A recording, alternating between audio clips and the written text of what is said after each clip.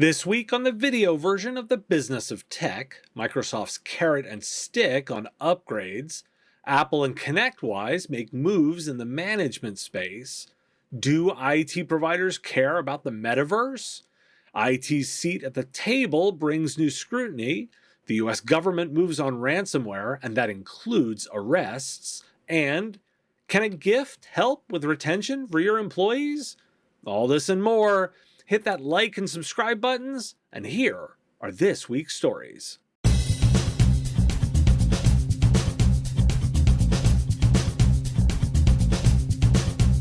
Kicking off the week with a link to a protocol article about hybrid work software. While the piece focuses on the push around Teams, Slack, and Zoom, here's the numbers I want to pull out. The amount of workers operating remotely full-time decreased from 54% in May 2020 to 25% in September 2021 per Gallup, while the proportion of individuals that went into the office occasionally grew from 15% to 20%. It's a longer explanation of changes to work, including 4-day work weeks and asynchronous communications. There's clearly money here. Dropbox beat their Q3 estimates. Why? Remote work. Then again, that's software. 69% of respondents to an Enborder survey said they, quote, don't feel a strong sense of connection to their coworkers. Enborder surveyed 2,000 full-time employees for the report. Almost 3/4 of respondents said collaboration requires much more effort now than it did prior to March 2020, according to the November 1st results. Why do we care? There's certainly money in the software around delivering remote work, which is where most of the rest of the press coverage is. I'll continue to note I think there's even more opportunity in making those products actually effective. My analysis is that the end states are not all that understood, so don't read too much into the raw data on who is working where, and instead worry about the ways to help organizations with that sense of connection or reduce collaboration effort.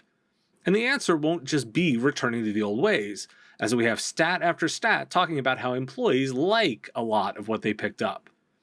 This middle bit, not all remote, not all together, is hard. But hard things have opportunity. This remains not a technology problem, but a people one to address.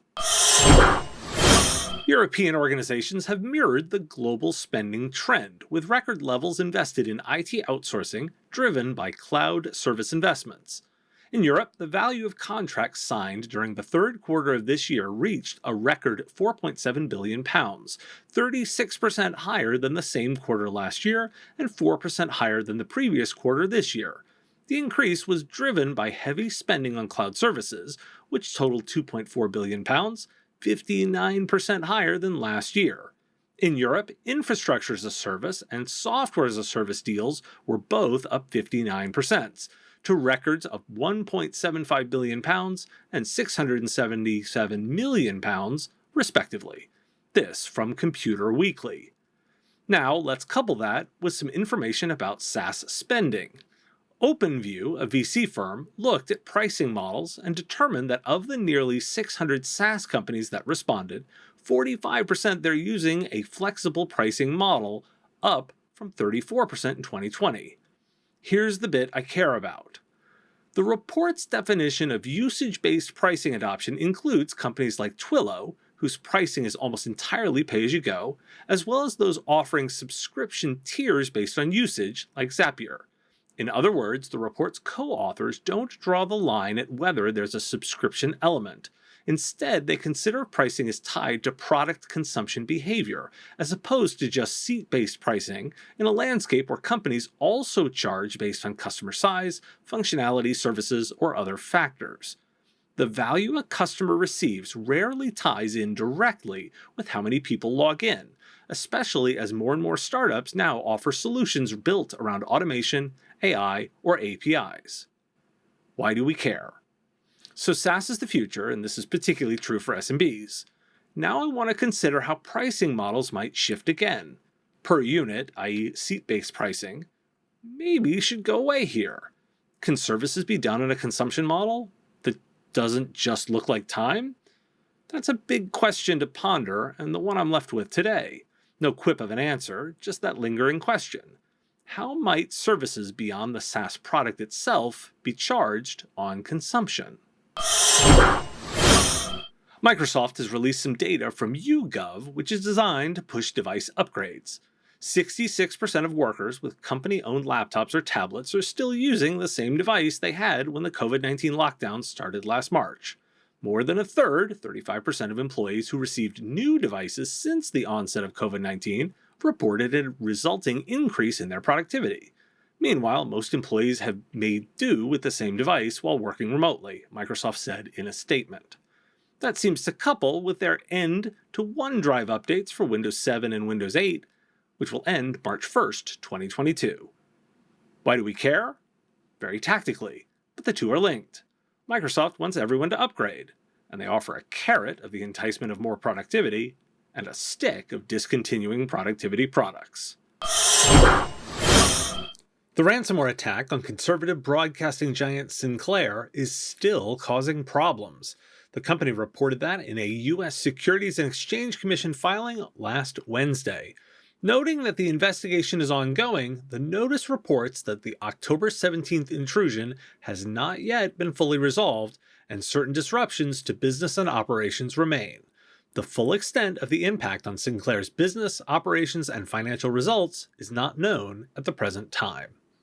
4 out of 5 Internet of Things device manufacturers are failing basic cybersecurity practices by not providing a way for people to disclose security vulnerabilities in their products, something that can potentially put users of the device at risk of cyber attacks and breaches of privacy. This from research by the IoT Security Foundation. Also on the docket, a new program from the Department of Justice, their Cyber Fraud Initiative. This focuses on pursuing fraud in the following categories for government contractors: knowingly providing deficient cybersecurity products or services, knowingly misrepresenting their cybersecurity practices or protocols, or knowingly violating obligations to monitor and report cybersecurity incidents and breaches. There's a new amendment to the 2022 National Defense Authorization Act. It forces critical infrastructure owners and operators, as well as civilian federal agencies, to report all cyber attacks and ransomware payments to CISA. The Department of State announced a $10 million reward for the leaders of DarkSide and $5 million for information for the arrest of any individual involved in a DarkSide attack. Black Matter, meanwhile, is shutting down. And the Justice Department announced arrests and charges against a group of ransomware hackers connected to REvil. Included in the group is one individual involved in the Kaseya breach, who was detained in October after the U.S. indicted him for cybercrimes in August. The charges include possible prison time as an outcome. Seized was more than $6 million from an REvil partner. Of note, the DOJ credited Kaseya for working with the FBI and doing so quickly. Why do we care? My weekend editorial about consequences? The stakes just got a lot higher for some. There's a spectrum of outcomes. Criminals lose their money, or arrests, or jail time. You don't need SEAL Team 6, when law enforcement will do. Credit to Kaseya on their response. It's clear that made a difference, particularly based on the timetable of the investigation. The stories here have a theme. It's about adherence to laws, regulation, and being ready to work with law enforcement. During a crisis is not the time to consider what you might need, as the basic working premise continues to be that one will be hacked rather than might be hacked. Are you ready here? Who is in charge of tracking all these legal concerns? That may not be a defined best practice, but it should be, or it will be soon enough. And in new legislation moving through Congress, a definition of a managed services provider. The term managed services provider means an entity that delivers services, such as network, application, infrastructure, or security services, via ongoing and regular support and active administration on the premises of a customer, in the data center of an entity such as hosting, or in a third-party data center. This text contained within Senate Bill 2875, an amendment to the Homeland Security Act of 2002. Why do we care? The current draft defines a small business too. It's not law yet, so learning all the specifics isn't the next step. Just know how detailed it is. This will have wide-reaching implications for anyone in IT service delivery, as it reaches all the way into the SMB and broadly defines the entire space. That chorus of "don't regulate us"? In just that last story, an example of how working with law enforcement changed the outcome and led to an arrest. Think about that. So, metaverse. I saved this one. Microsoft has thrown their hat into the ring, with Microsoft bringing Mesh, a collaborative platform for virtual experiences, directly into Microsoft Teams next year. It's part of a big effort to combine the company's mixed reality and HoloLens work with meetings and video calls that anyone can participate in thanks to animated avatars. Why do we care? With all the noise about the metaverse in the past week, I want to weigh in here and say we don't care. I have no data to prove this solves an actual problem yet. My intuition says it's just totally off base. I'm much more inclined to think augmented reality will make its way into workspaces rather than this weird hybrid legless cartoon version we're seeing so far. Immersive shared spaces? I don't believe they'll look like this. I'll keep an eye on the space, but so far I'm saying this is noise. Here, we don't care. IT has always wanted a seat at the table. Per a survey by IBM of 3,000 CEOs, we have one. CEOs highlighted the technology executives at more than twice the rate of other C-suite members, and as the most critical executive. Interestingly, only 23% of CIOs in the study expect pandemic-related shifts to remote workplaces to become permanent. Of course, Syntax, a cloud provider, warns IT leaders are overconfident. Half, 49% of respondents said they would be unable to successfully mitigate a data breach or ransomware attack. The majority of enterprises reported that less than half of their processes are currently automated, and that 48% are not using low-code and no-code tools. While 61% of IT respondents reported positive ROI for cloud investments, only half of finance respondents reported neutral ROI on cloud infrastructure investments. And respondents saw some of the lowest ROI in managed service provider relationships in the last 12 months, the report said. Additionally, 41% of those who invested in IT managed services saw neutral or negative ROI. Why do we care? Businesses generally recognize technology as a necessity. That was happening pre-pandemic, and the accelerant that is COVID just proved it. The industry has a seat at the table, and with that comes the scrutiny to actually deliver. That's why we care here. Expectations go up, and thus, without change, the ROI goes down, as the business is expecting more. This is all data for those who position as a virtual CIO too, which is the promise of SMB IT services. Yesterday's service offering cannot be today's, and for sure, not tomorrow's. Are you struggling with your internal processes? Babysitting employees? Constantly putting out fires? Eureka Process is here to help. With strategy consulting to help with your strategy, process help for building and optimizing tools, and V-screening to help with your talent hiring, MSPs trust Eureka Process. And the best part? Resources right on YouTube. Visit youtube.com/Eureka Process and subscribe and learn, because growth is intentional. Know how I keep coming back to Chromebooks periodically? I'm not alone. Microsoft has positioned a new Windows 11 SE as a competitor, along with a new $249 Surface Laptop SE that runs the OS. Available only on new low-cost devices and only for schools and education, the OS allows an approved list of third-party apps beyond Microsoft Edge and Office, which includes Zoom and Chrome. The new Surface laptop runs an Intel Celeron and is designed to be repairable. Why do we care?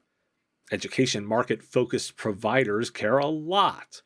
Broadly, there's a service offering here beyond even that space.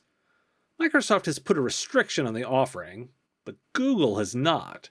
I think that's a misstep alone, or a precursor to a larger move later. Ignore the Chromebook and now Windows 11 SE space entirely at your peril, even if that simply means why it's not right for the market you serve. It's still a factor. And a bit more around worker sentiment. A survey by Snappy, a gifting platform, finds that 6 in 10, at 59%, said they would be more likely to stay at their job if they received meaningful holiday gifts from their employer. 72% said they didn't receive a holiday gift from their employer last year, and a full third, 34%, say they never have. Qualtrics released their third annual Employee Experience Trends Report for 2022. Individual contributors and middle managers are burned out and even more likely to look for a new job in the coming year.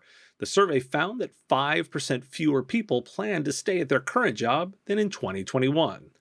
Women in middle management jobs are 3 times more likely to find a new job. Middle managers saw the most significant decrease in their intent to stay at their jobs in 2022, according to the survey. 69% intend to stick with their current job over the next few years, down from 83% in 2021. There is still a significant group of people at 35% who will find a new job if they have to work full-time in the office. This all quoting generously from Tech Republic. Why do we care? Snappy is clearly in the business of selling gifts, so a grain of salt with this data. That said, there's an intuitive nature to the data too. Employees want to be appreciated. There are many ways to do that. The data points to a specific example, sure, but the main takeaway is to be adjusting to ensure you offer an environment that supports and encourages workers in the current climate. Before the pandemic, there was a shortage of tech workers, and now workers in general have a sentiment of power. Adapt to that.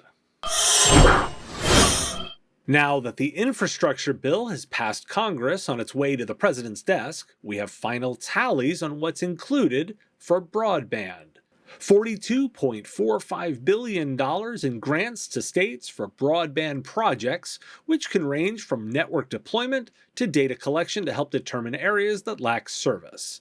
$4 billion for rural broadband construction programs, $1 billion to build middle-mile infrastructure connecting local providers to larger internet access points, and $600 million for private activity bonds to finance broadband deployment projects in rural areas, plus subsidies for digital inclusion and low-income support.